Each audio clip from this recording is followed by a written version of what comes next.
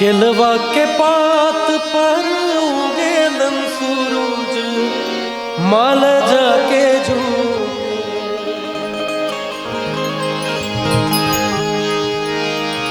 के करेलू छठ बरतिया से जाके उगे के करेलू छठ बरतिया से जाके उगे केलवा के पात पर माल जाके हो जाके उगे के करेलू छठ बरतिया से जाके उगे के करेलू छठ बरतिया से जाके उगे।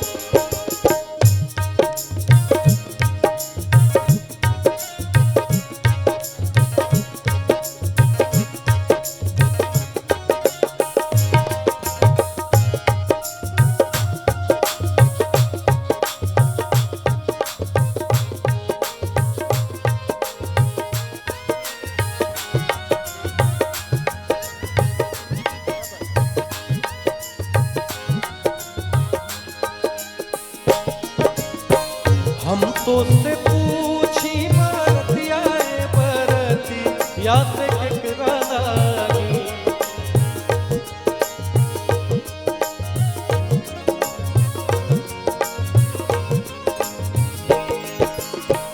हम तो से पूछी बरतिया बरती या से केकरा लागी के करेलू छठ बरतिया से केकरा लागी जे करेलू छठ बरतिया से केकरा लागी।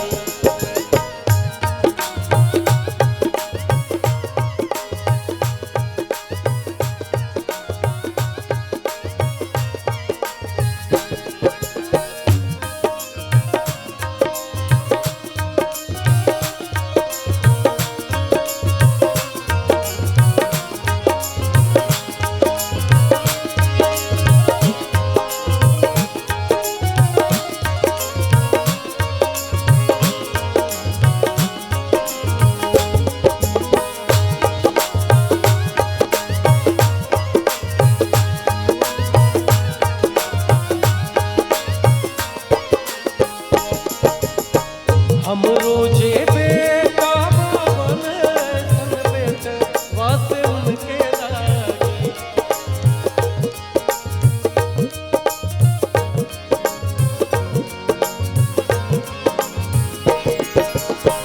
हम रोजे बेटवा बाबन सन बेट वासे उनके लागी जे करेलू छठ बरतिया से उनके लागी जे करेलू छठ बरतिया से उनके लागी।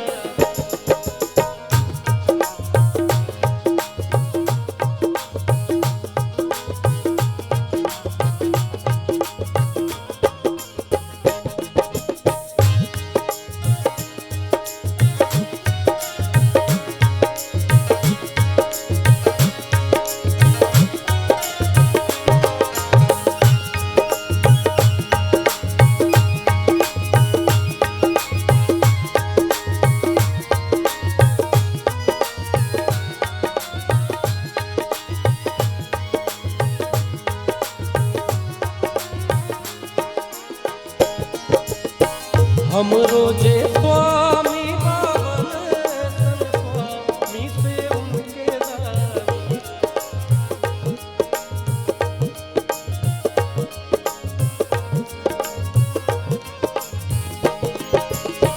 हम रोजे स्वामी बाबन स्वामी से उनके लागी जे करेलू छठ बरतिया से उनके लागी जे करेलू छठ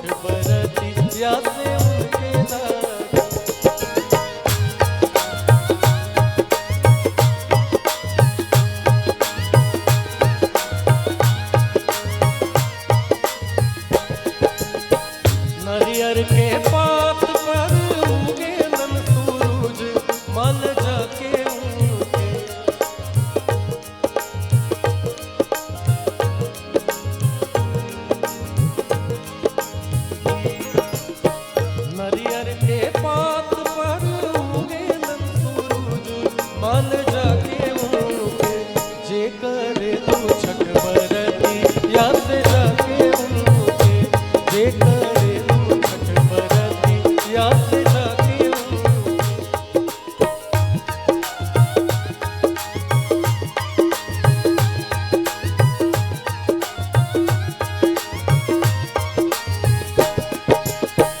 हम रोजे बेटी बाबन सन बेटी से उनके दादी।